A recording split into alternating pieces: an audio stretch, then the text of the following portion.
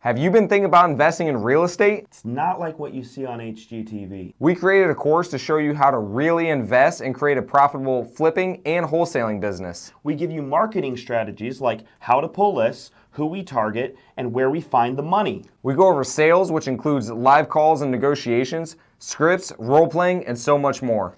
Everything that you need to know to flip houses is in this course. And if there's anything that we missed, we will create a video to answer your specific question. This knowledge has made us over $1 million, and we're selling it today for just $997. Click the link below.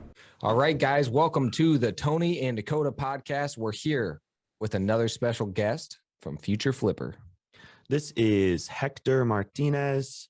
He's 32 years old. He has a few companies when I was doing my research.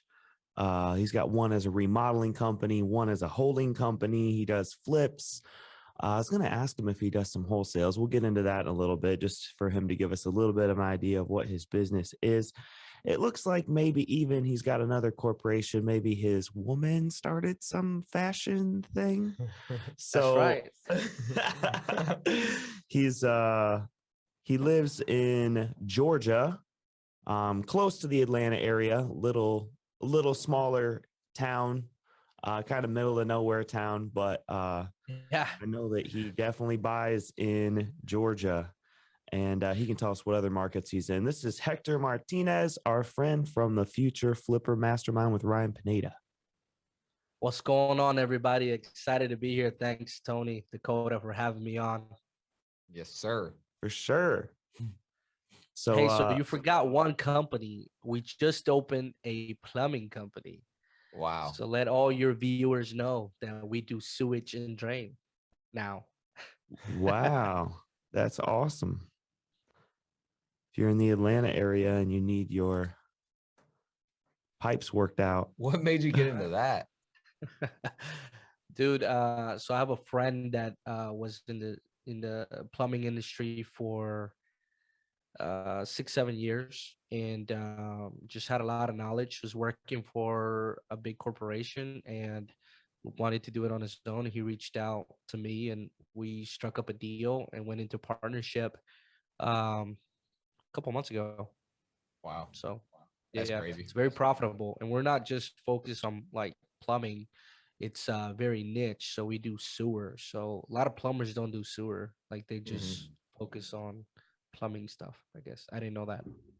Wow. That's awesome.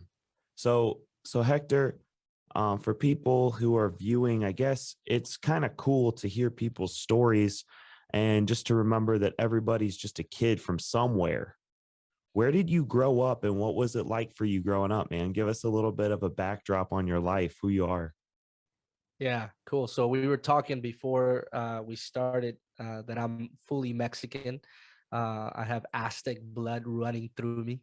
So yeah, I was born in Mexico City, Mexico, which is a huge city, and both of my parents grew up pretty poor, and we grew up in a small town called Toluca, Mexico, which is like maybe an hour away from Mexico City.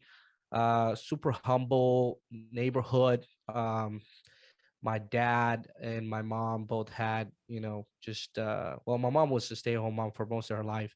My dad actually worked at a bank, and grew up pretty poor, but then there was a moment there where my dad was climbing up the corporate ladder, if you will, at a bank down in Mexico, and he was able to afford pretty good lifestyle for us. So we ended up moving to Toluca, and from Mexico City, where basically we lived in a gated community, and we had a maid, like we lived a pretty good life, and yeah. So then from there,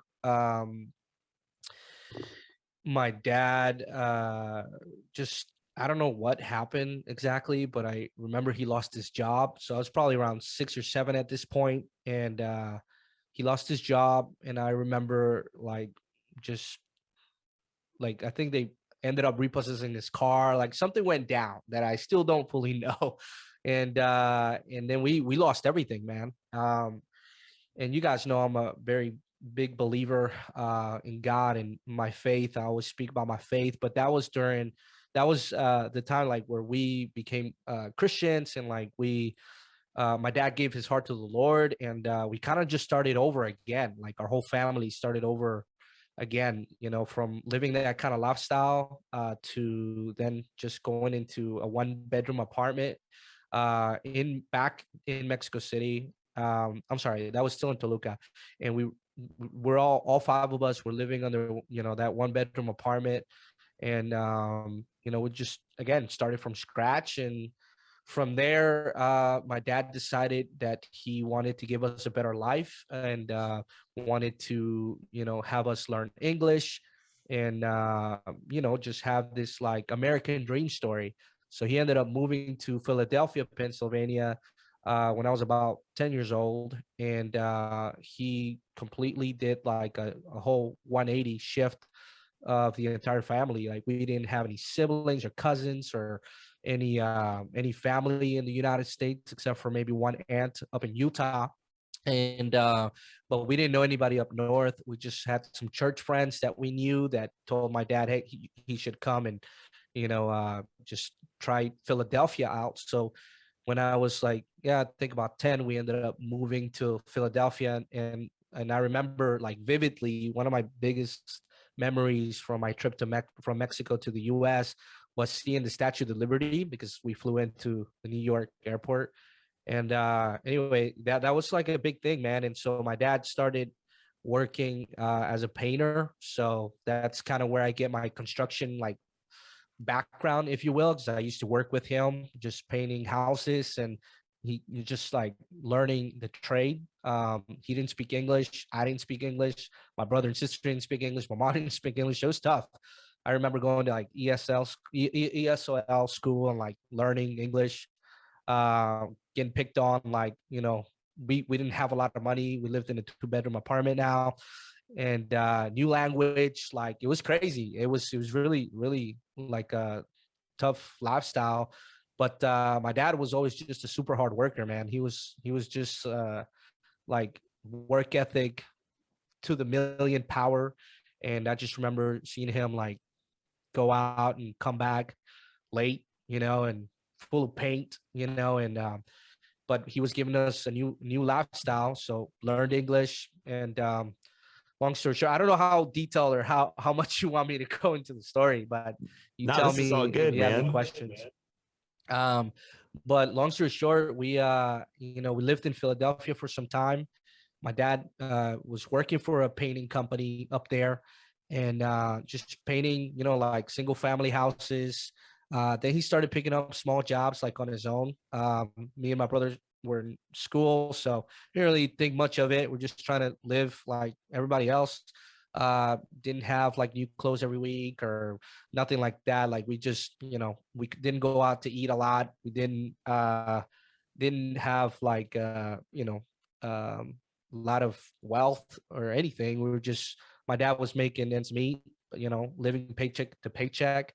So it was a struggle growing up. And then right when I was like in middle school, probably like 13, 14, my dad decided to move us all to Atlanta, Georgia, where I'm at now. And so my dad started his own painting company, his own painting business. And I remember on the weekends, like going out and, um, you know, just like helping him and just seeing what he was doing. He was interacting with like residential customers and stuff. And, I always admire his work ethic. And fast forward, I think 5 years. Oh, no, probably like 3 years. So I was about 15, 16. We were sitting down in a dinner table eating dinner one day, and he gets up from the table. He goes to the sink and he starts coughing up blood. And he's just like really sickly. And the next day, he went to the doctor and they found that he had a tumor in his esophagus. And so when I was 13, 14, 15 now, I remember like for 2 years he had cancer. And it was like up to my mom now to work. She had been a stay-at-home mom, and it was up to her to work, and make ends meet because he couldn't work. He ended up losing so much weight. He weighed like 90 pounds at one point. It was Wow. crazy. So my mom used to clean houses and clean banks.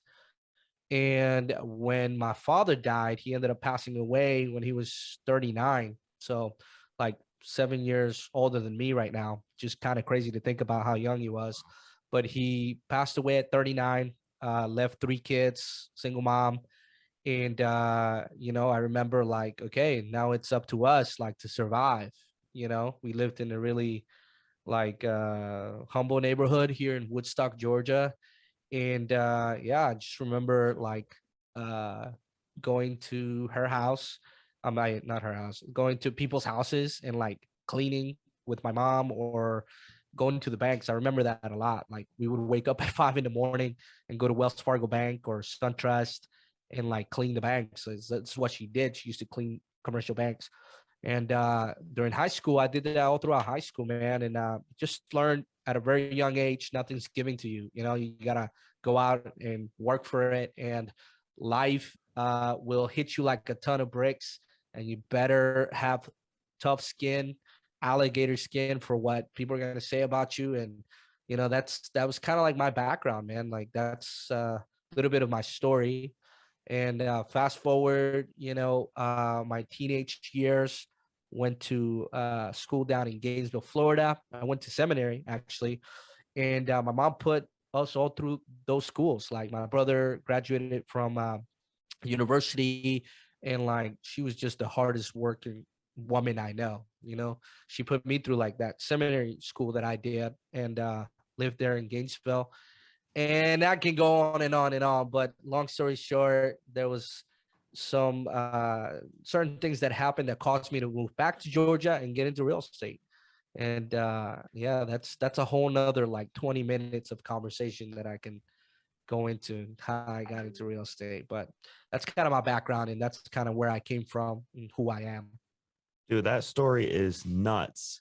There's so much in that. And I have so many questions for the story.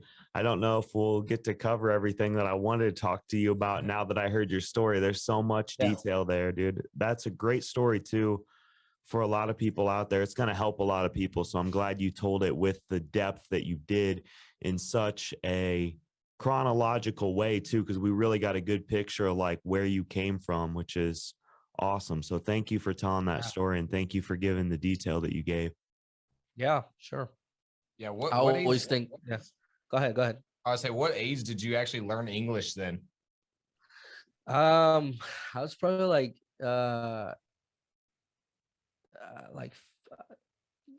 maybe 7, something like that.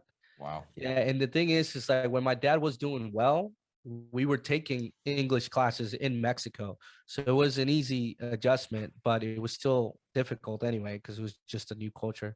But I was like 7 or 8. Yeah, I would say that's what I mean. I don't even know if people like, they hear everybody that's like, oh, we're just, up and left to another country. And like, it kind of sounds normal now because obviously that happens. And like, we're in the US where like, everybody like says that they come here. So we're used to hearing people say that. But like, if you really like imagine yourself getting up, moving to another country where you don't speak the language, or at least very fluently, like I think that's hard for most people to imagine. And like even me, like even when you hear, you're like, oh yeah, I mean, it's, that's a big deal, but it's not that big of a deal until you actually go to another country and then you can't communicate with people. Like, dude, like we were just there, and like I remember a time when I literally didn't know how to say bathroom. I didn't know baños. And so I was trying to go to the restroom, and like trying to communicate with somebody without being able to is just like one of the most difficult things I've ever experienced. So yeah, I think that's crazy that you went through that, especially at a young age. That's super difficult. Well, the other question I had is, what does Mexico think of the US, or like, like Mexicans or people from other cultures? Because when we were there, they're like, they're all trying to like get us to buy stuff from them. And then one of the guys were like, you're American, you're rich. So what is like the pull to America, and what do Mexicans like, think of them whenever you go back even now? And then what double part to that, do people think that you're like more American now when you go back to Mexico, or do they still see you as Mexican? Yeah, so like what a lot of people don't know is that like the Mexican culture, there's really like a two-folded answer to that question. Like, you have your really, and I think this is the same everywhere, right? But you have your really educated people, and like people that are in this city. Like Mexico City is a thriving city. Like, it's the real estate game over there is crazy. Like, there's tons of Airbnbs. Like, it's a thriving community. There's an area called Polanco that is an area of, like, it's basically Hollywood in Mexico.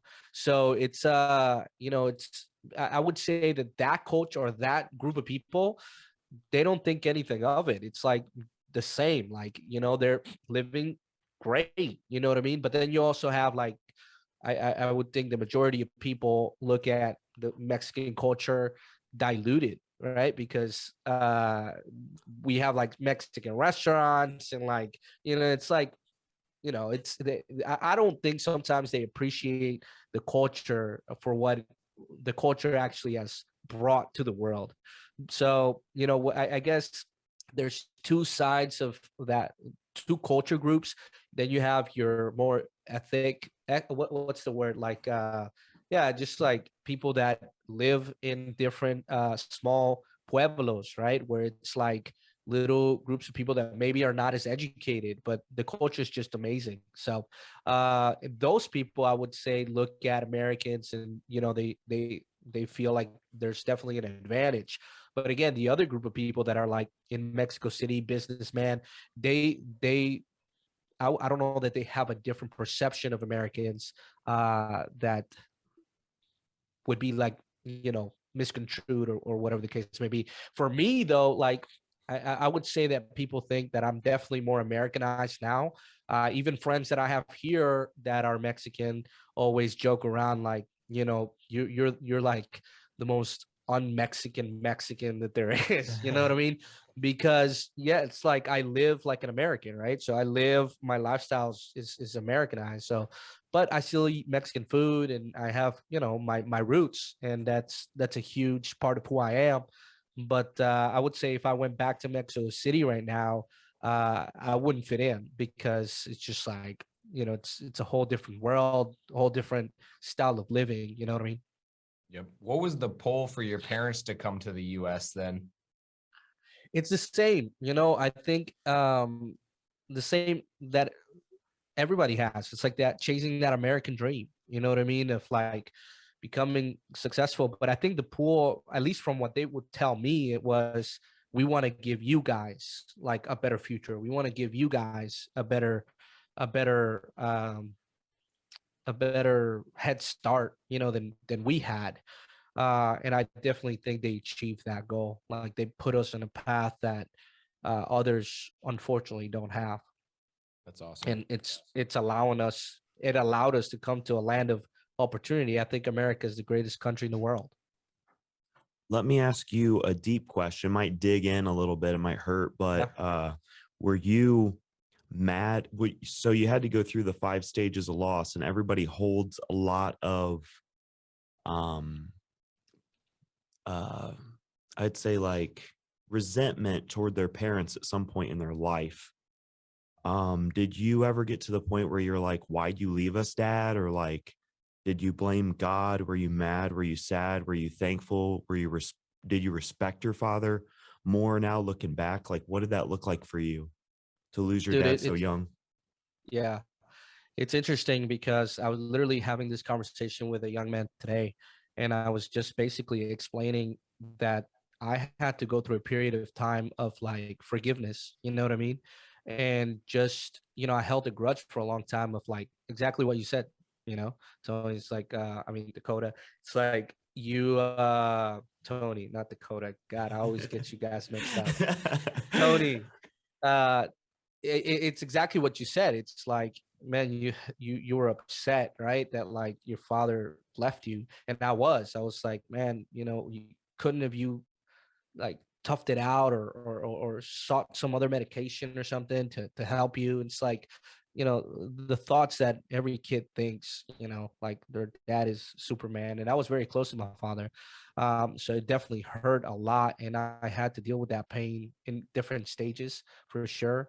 And I was telling this young man this morning that, it took me probably 10 or 15 years to go back to the cemetery. Like, I know it's crazy, but I had never gone back to like where we buried him until actually very recently. And it was because I held like this misconception or this level of like a grudge for him going away that I literally had to dig in and like forgive him. I don't know if you guys have ever seen the movie The Shack. I recommend that to every single human being out there. But it talks about this father losing his daughter. She was actually kidnapped and then killed. And he goes through a journey with God, basically like identifying the hurt, the pain, and all of these deep emotions that a lot of people have that they don't talk about. And he goes through a period of like forgiving the guy who kidnapped the daughter and forgiving him.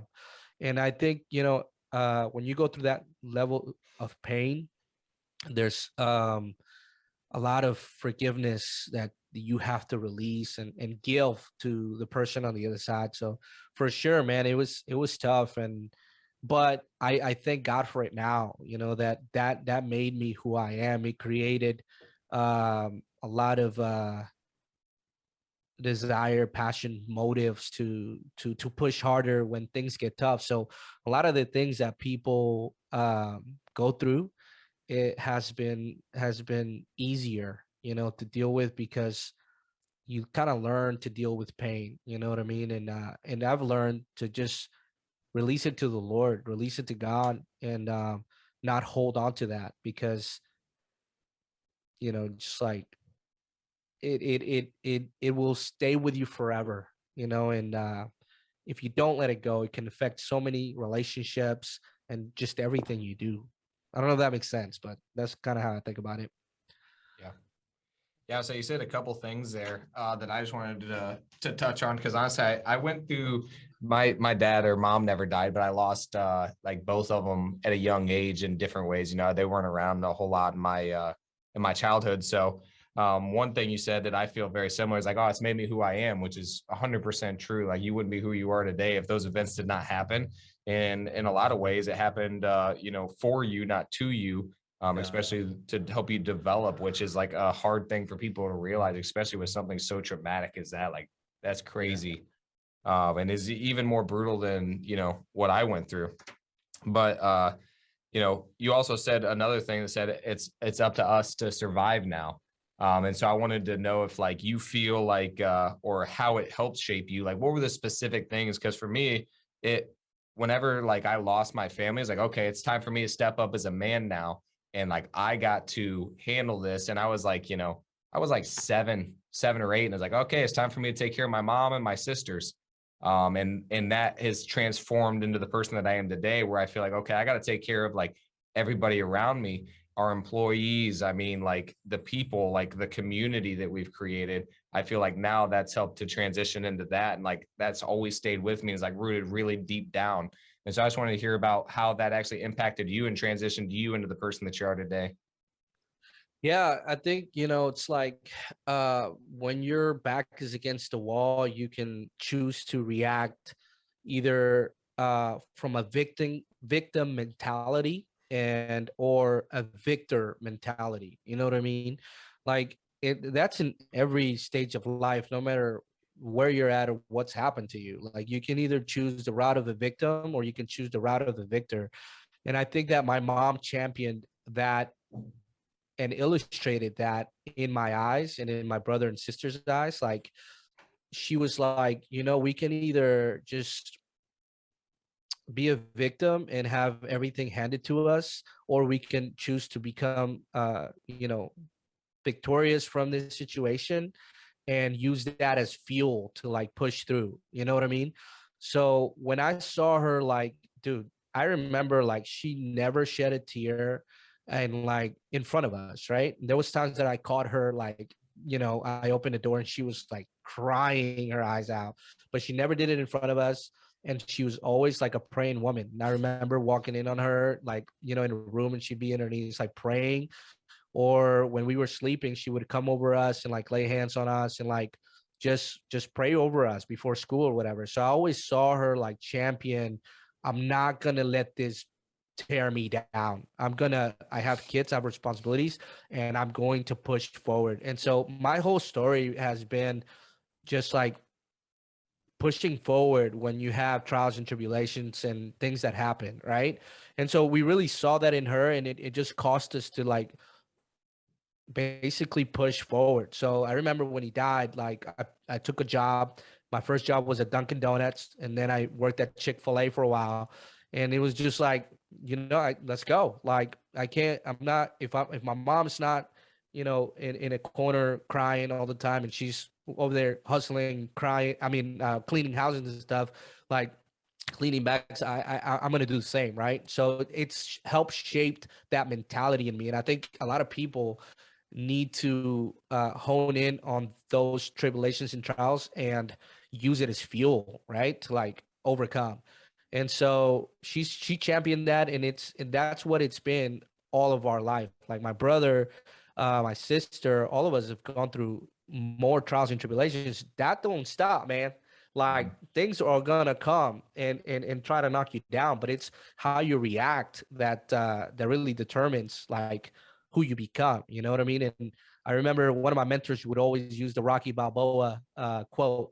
It's like, and he would always say to me, like, it's not how hard you can hit, it's how hard you can get hit and keep moving forward. You know what I'm saying? And dude, I just ate that all up. I'm like, life can come at me a million different ways, but I'm going to keep pushing, and I'm going to keep fighting, whether it's the last thing I do. You know what I mean? So, our family just went through another huge loss, and I've never talked about it publicly, but my brother has 3 kids, and one of them also passed away from cancer last year.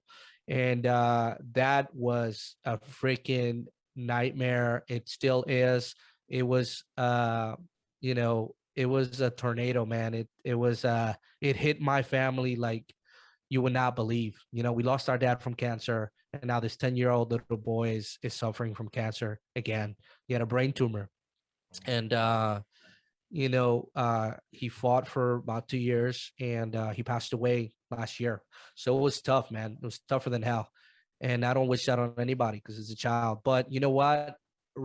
Going back to what you said, Dakota, it's like you have to take a position of like, you're gonna let this crush you, or you're gonna push through. It's like, and now you got other people looking at you, how you're gonna respond. And so like my brother, shout out to him, just incredible warrior, like went through this horrible loss, and like because of what my mom championed back in when we were children, like he was just such a force, like strength for the whole family. And this was like his son, you know what I'm saying? So it was tough, man. But if I can just use that story, Aiden's story, as an encouragement to anybody listening, like we're all going through things, nobody knows this about me. And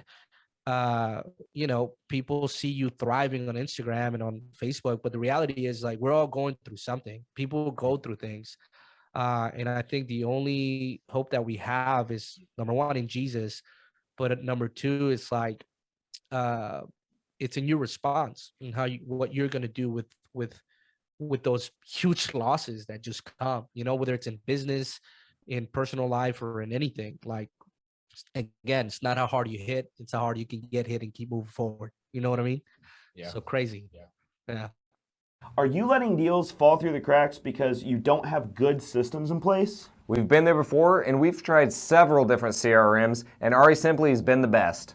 Ari Simply tracks your KPIs, does automatic follow-ups for you, and even records your incoming phone calls. The system is simple to use and has more features than we even know what to do with. If you're looking for a great CRM, try Ari Simply today. We put the link in the description. Check it out now. Yeah, that's crazy.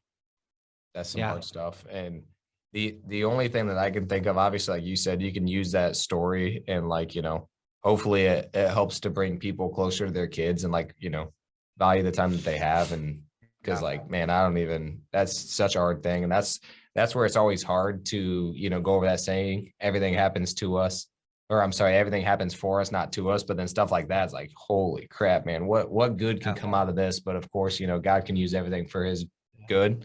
It's just a difficult thing to see, but yeah, appreciate you sharing that, man. That's crazy. And that's what attracted me to you guys a lot, man. Just like, and I liked y'all's energy just when, we would meet and talk a little bit, because like you guys get it, right? Life is not about real estate, making money, and like, dude, all that stuff is secondary, man. Like what really matters is the relationships you have around you. It's like the people that God puts in your path and what you're going to do in those relationships, and like, I think we're supposed to be good stewards of the people that we're around. And real estate is just a tool to make that a little better, or business is just a tool to make it better. But at the end of the day, man, it's the relationships that count. So you said it perfectly. Yeah, I remember one of my favorite quotes from Ed Milet is things matter, or people matter and things don't.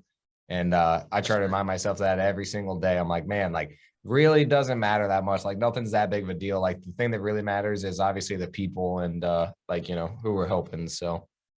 Right. Yeah.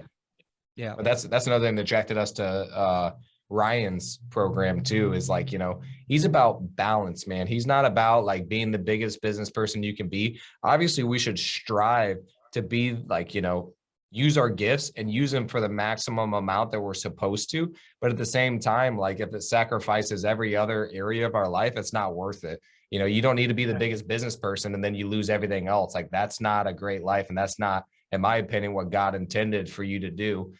So yeah, that's something that attracted us to Ryan's program in general. And I feel like he attracts those kind of people who are looking for a balanced life spiritually, family wise, like money, all of it, like basically have a balance on all of it and really lives a lifestyle that you're meant to live or you're supposed to live. So yeah. Yeah, he said it recently yesterday in a podcast he did. And he was just saying like, you want to create the life you want to live. It's not about making millions of dollars. It's about enjoying the life that you created. So I think, all that is absolutely true. I think people lose sight of that. It's just like they get so caught up in like the details that they miss the big picture. Yep. How do you keep sight of that? Because that's something that I struggle with a lot too, especially when you get into this space. It's very competitive and you just want to win, man. And like obviously anybody in real estate, if they're doing well, they're probably very competitive people. How do you remember to like keep sight of your purpose, your bigger vision, and like what you actually want for your life, as opposed to just trying to beat everybody and be the biggest you can be? Because obviously it's very easy to veer off into that. How do you stay balanced? Honestly, it's a lot of reflecting and taking time to reflect on the things that really matter. Having deep conversations that are meaningful with whether it's your spouse or a mentor.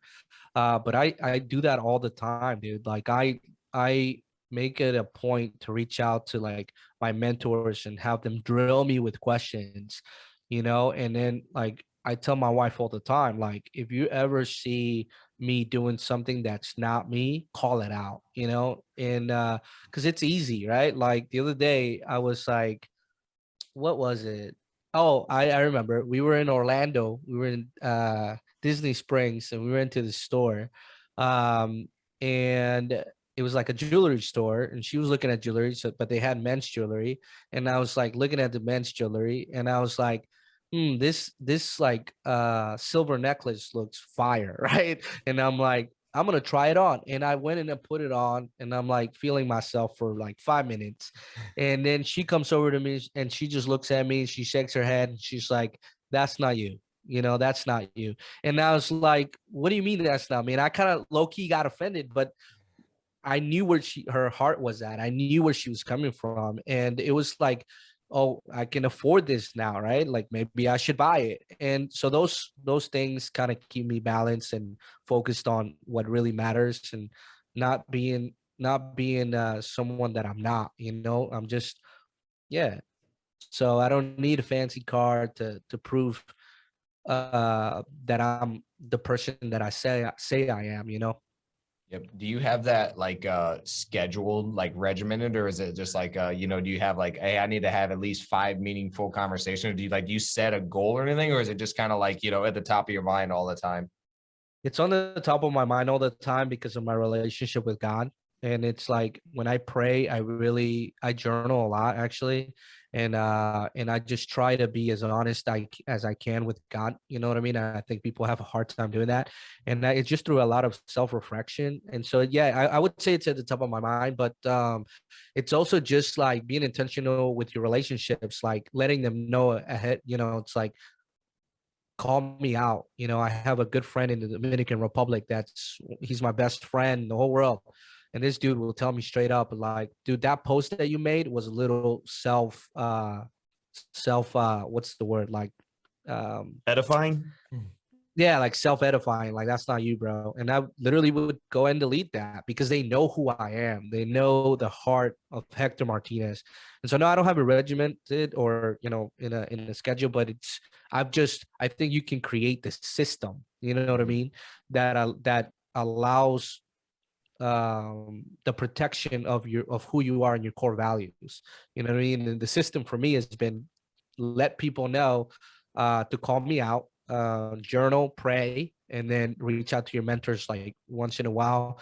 But I think you feel it, you know, I think you feel it. And then, you know, you have to like bring it back sometimes, you know what I mean? Yep. What are your core values and what is your why? Um, so that's a great question. My core values, I mean, I just really believe we're here for a short period of time and we need to do the very best we can in anything that is put into our hands, right? So like I just believe that whatever I have in front of me, I'm going to be a good steward of it. So I don't do things halfway. Like if I'm going to be given something or an opportunity, I'm going to try to be a good steward of it. Um, yeah, I would say that's one of my big core values. Like here in the company, right? So I have 8 employees, like VAs and stuff. But here in the company, like our core values are UJAM, right? And so it's actually my father's initials, if you guys didn't know, but it's the U stands for you are special, like you have what it takes. And that comes from like a place of believing in myself because for a long time I didn't. So it's like you have what it takes. The J stands for just do it. So take massive action from start to finish. Don't question it, just take action. The A stands for always do more. So always do more for our partners, our clients, our coworkers or contractors, like always do more. And then the M is for make the world a better place. So that's just basically we give back from a company level and a personal level so that others can win too. So that's my core values. And then my big why, I would say it's just like, dude, I want to be a curse breaker, man. I want to be a generational curse breaker. I want to be the one guy in the family that like changed the game for generations to come. Like that's me. You know what I mean?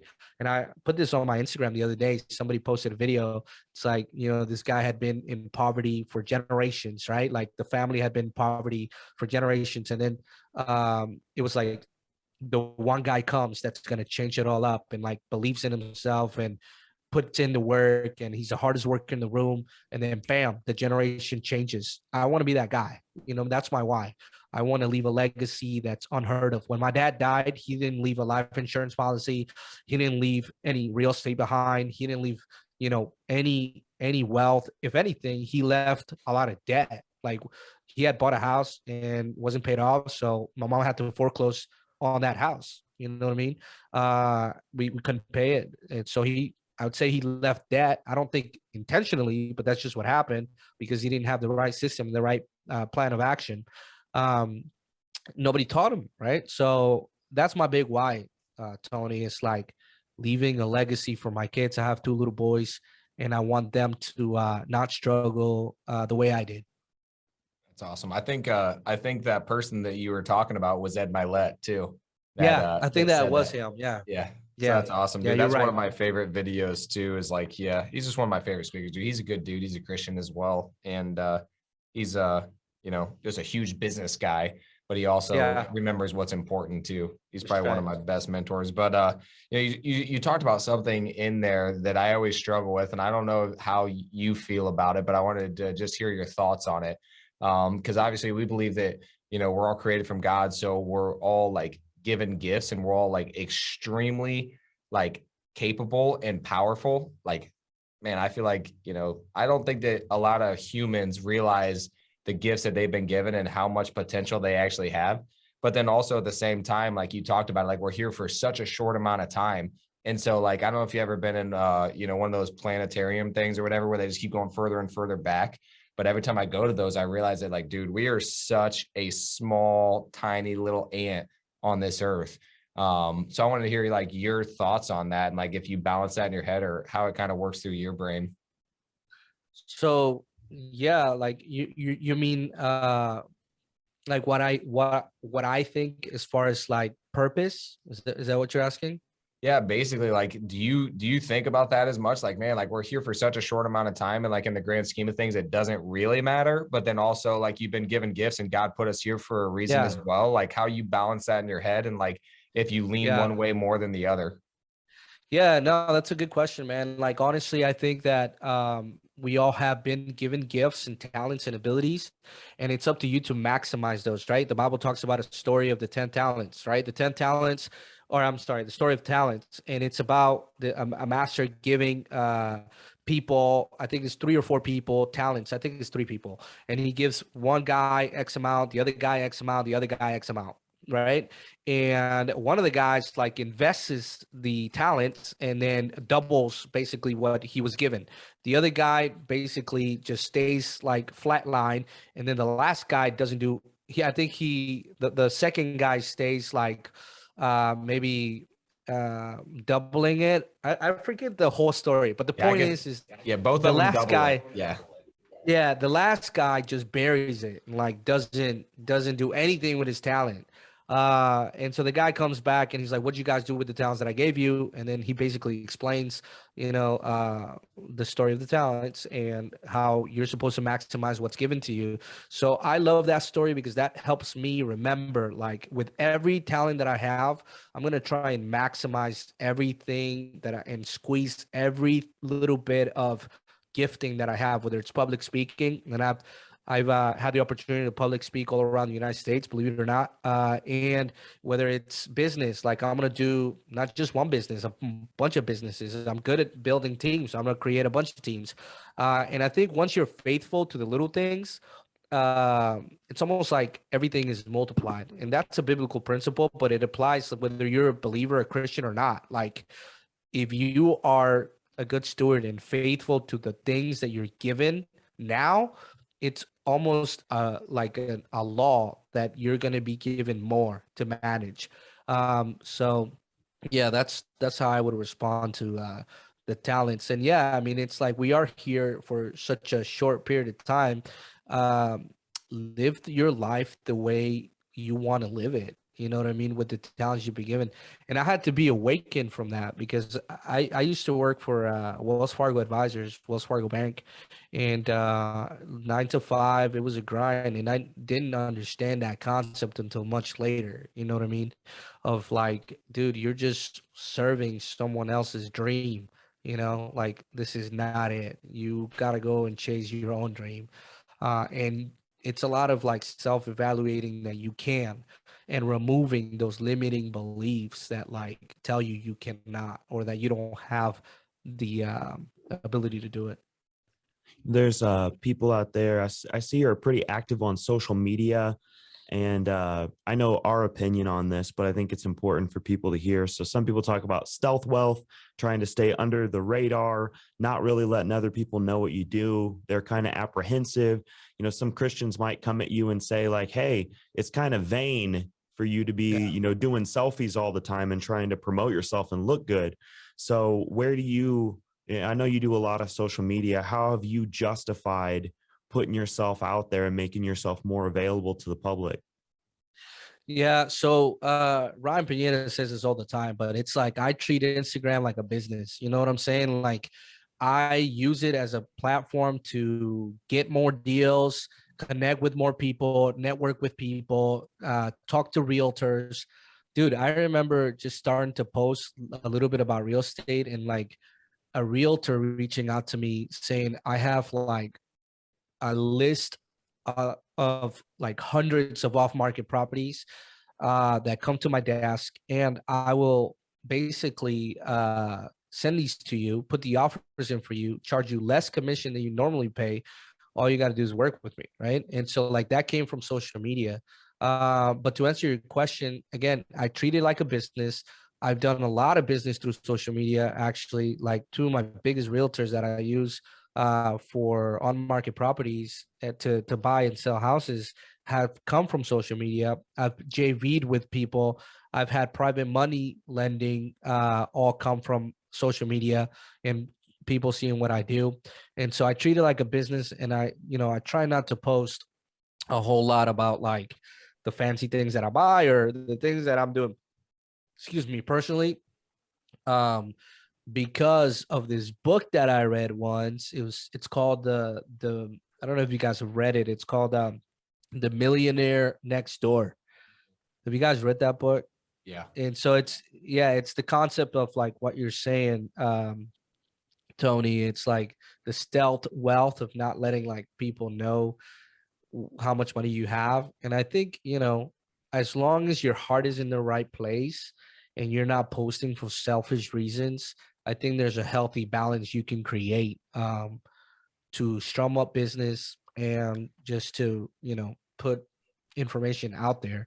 A lot of the reason I post is to give value to people that want to get into this space because anybody can do it. You know what I mean?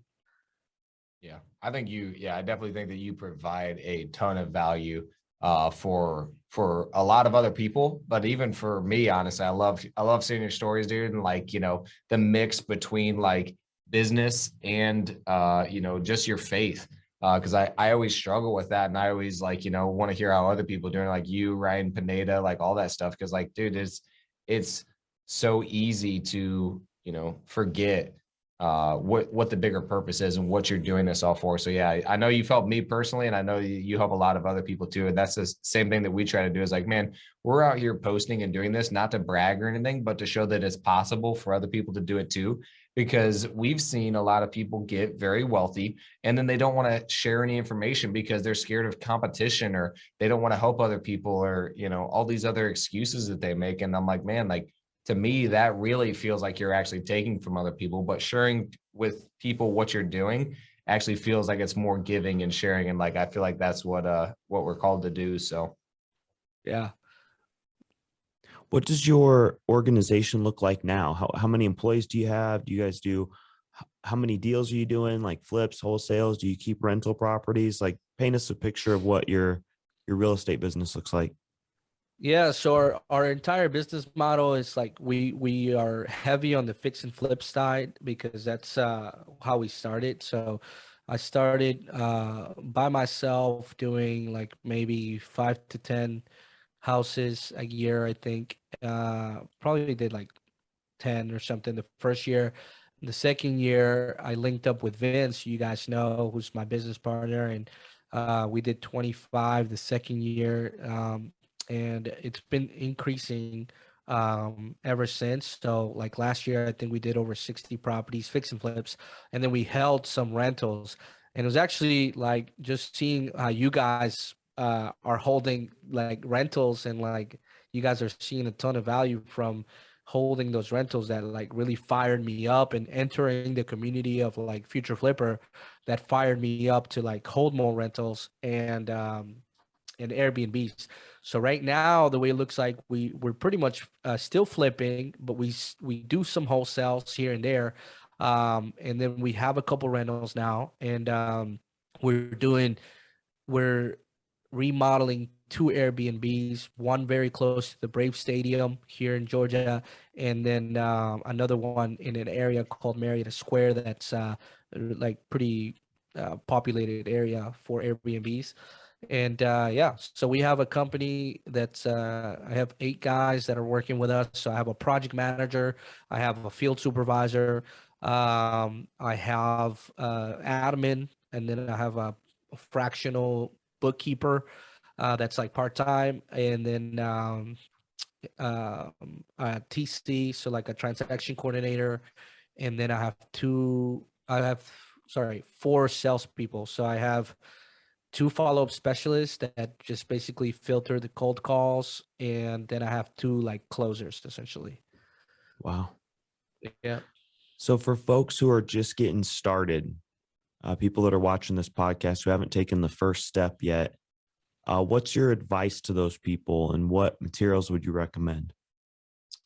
Yeah, I mean, if you want to get started in real estate investing, number one is you gotta believe in yourself. You know, you gotta believe that you can do it, and it goes back to like to tie the whole conversation up, right? It's like you have to know that life is gonna come at you, but you have to push through it. So believe in yourself, number one.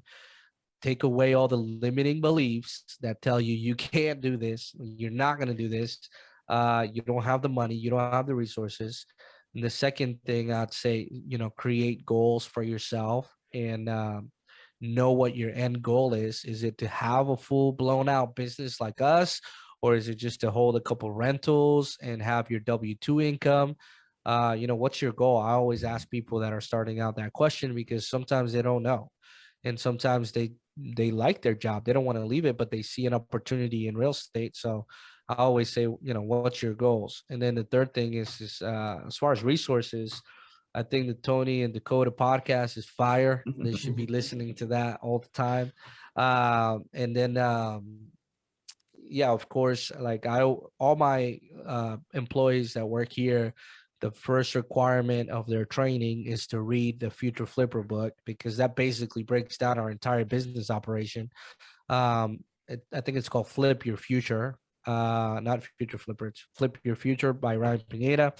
And then join a community people like the masterminds that we're a part of, as well as that's it. Like that's honestly like there's a lot there.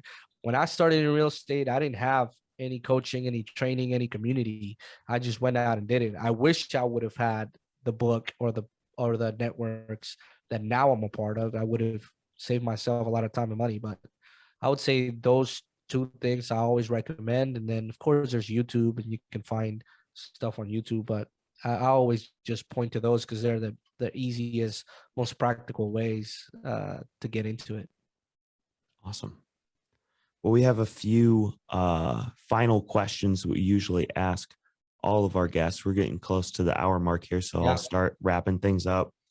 Thanks for coming on, man. Your answers have been super valuable, and this podcast got real deep real quick. So I'm glad if people are still on. I know this was a heavy one, but it was really valuable for people who are listening. So another purpose question, another deep one. 60 years from now, you're dying, and you have a final message to the world. It'd be your legacy. You put it on a billboard. It could be a mantra. It could be a paragraph. It could be a sentence. What is your message? Man, that's deep. This is a really deep podcast for sure. Man, that's yeah, I just, what I think about when I'm asked this question, and every time I think of like my future, or I think of what I left behind and what impact I had in the world, I always remember minister who has gone to be with the Lord now, who he had like basically like a dream, or people would call it like he was like in a trance. I know it's a little weird, right? But he was like, he had his dream where he saw himself in heaven, and he was about to enter the gates of heaven, and there was angels, and they asked him this question. They asked him, I forget the gist of the entire dream, but it was like basically, one question like determines your entire life. And he said that the angels asked him, they said, did you learn to love? That was the one question that like he was asked. And I think he like fumbled to answer the question or something. And then I forget what happened in the dream, but that sentence, like that question, that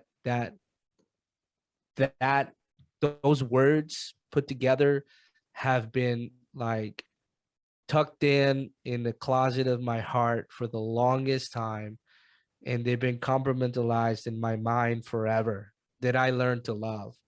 And because at the end of the day, bro, like you're not taking anything in this world with you, you know, you're taking one thing, and that's the memories you built, the moments you created. So for me, Tony, I would say, did you learn to love? Like that would be the question that I put out to the world. You know, did you make an impact? Did you give the relationships around you all you could? Mic drop, boom, that's it. Love it. That's awesome. So how can our viewers get a hold of you? Yeah, so like I said, I'm active on Instagram. My social media handle is Hector Martinez.rei. And it's pretty much across the board what it is on YouTube and Facebook. Yeah. But I'm most active on Instagram. And then do you have any final thoughts that you want to share with our listeners before we sign off? Yeah, I think I was coming into this thinking it was going to be like heavy real estate related, and it just took like a completely different turn, which I love because this is what matters to me. But no, man, I would just say like if somebody sat through the entire story of my life and like heard me talk a whole lot, and I would just say like do what you love, man, and go after it. There's gonna be challenges, there's gonna be situations that come up, there's gonna be problems, but you're a victor, you're not a victim, and you can do it. That's it. That's awesome. Yeah, that's one thing that we're trying to, help is that like, man, we're not a real estate podcast. We're about life and any ways that we can help people. And so yeah, man, I think that this podcast is going to help a lot of people. Just remember what's important and everything. And like, dude, you're a light to the world, and really appreciate you coming on, man. This is one of my favorite podcasts we've ever done because you're a real deep person, and dude, you're an amazing speaker. So yeah, you've definitely been given a gift, and we appreciate you. Yeah, we had some real estate questions, but I like the twist that it took. Yeah, I appreciate you, man. Me too. But yeah, Yeah, guys, no, for sure. Thanks, fellas. Yeah, if you guys watched all the way to the end, make sure that you like, share, and comment on this one. Make sure that you share this with a friend that you think this will help. I mean, Hector shared a lot of good things here, and I know you guys got value out of it. So if you could share this podcast, share it with as many people as you possibly can, and hopefully make an impact on this earth. Comment your favorite part. Yeah. Comment your favorite quote from Hector or one that he paraphrased. But yeah, thanks again, bro. Appreciate you, man. Yeah. All right, guys. Take care. Thanks for having me on. Y'all take care. Yes, sir. Thanks, Hector. See ya. See you, bro.